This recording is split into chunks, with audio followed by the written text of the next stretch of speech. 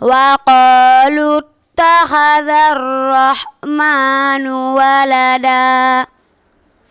لقد جئتم شيئا إدا. asalaamaaleykum yéen mbokki julli ñi tey ñoo ngi ñëw ci daara Seydina Muhammad sallallahu alayhi wa sallam ñu bëgg leen a yëgal suñu benn tari le 9 avril 2023 fii ci daara Seydina Muhammad sallallahu alayhi wa sallam ñu jox suñu ndeyu daara yaay Busa. ñu ngi leen di nuyu ci sunu programme bu rëy bu ñu fonk képp ku dib jullit ñu ngi la ciy woo. daaray Seydina Muhammad njiit la di soxna Ndeyloo ak soxna Ndumbe Ñang ñu ngi leen di woo yéen ñëpp képp kuy sadu an laa ilaha illallah di julli ci yonent bi ñu ngi lay woo ci programme bu rëy bu ñuy séentu ca fukkeelu koor bi bu ci digg bi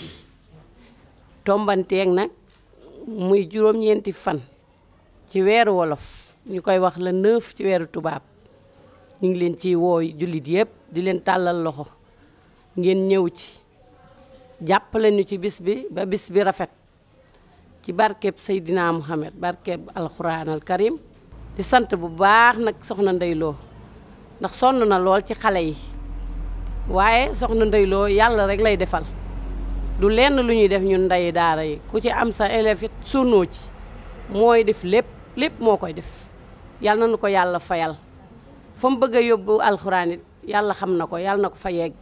ak ku koy jàpp. soxna Ndeyloo nag moom kenn mënu koo fay yàlla leen koy bàyyi ndax li muy def yëfi yàlla rek suñu daara ji liñ ci bëgg it yàlla na ko yàlla may ñoo ngi ci suñu programme bi ñuy def ñu ngi ci woo mu tund naari ñoom rek yëpp kuy julli rek di julli juróomi waxtu yi rek ñu ngi la ciy woo le 9 ci ñaar fukki fan ci koor gi ñu ngi ciy woo ñëpp ku mën a ñëw rek ku ko déggit ñu ngi la ciy woo soxna lay noo yàlla nag lañ koy bàyyee rek ndax xale yi ci jub rek moo leen jubal ndax yooyu fi alxuraan nga dugal ko ci dënnu xale yaakaar naa ne kooku moom kenn mën laa fay yal na yàlla jàppale bu baax soxna Ndeyloo ñoo ngi ciy woo nag ñëpp tund ñaari ñoom rek bépp bàyyi wun kenn ak li nu wër lépp ñoo ngi leen di woo ci sunu bis bii nag lañ am yal nañ ci yàlla dooleel yal nañ ci yàlla jàppale bu baax a baax ba liñ ci bëgg mu am ci yàlla musal ñu ci saytaane.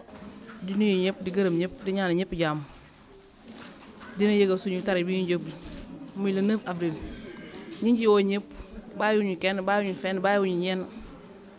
képp kuy wax ashadu an laa ilaha illallah wa ashadu anna muhammad rasulullah ñi ngi lay woo ci suñu tari bi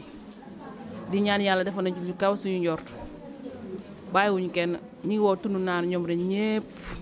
fépp ab jullit nekk rek ñi ngi lay woo ci suñu bis bi di ñaan yàlla defal ñu ci ndam defal ñu ci kaw suñu njort macha allah ndax moom rek lañ am di ñaanal borom daara ji soxna Ndeyloo moom ñi mu ko bokkal ñëpp fan gudd ànd ak wér yàlla yokk ko ba mu yëg ko ba lépp lu mu ci mébét yàlla na ko ci yàlla defal lu kaw njortam ci barke yonent bi sallallahu alayhi wa sallam. kon mbokk yi bis baa ngi noonu le 9 avril 2023 ñu ngi si woo ñëpp bu ko kenn tardé incha allah. bismillahir rahmanir rahim. alif lam mim. الله لا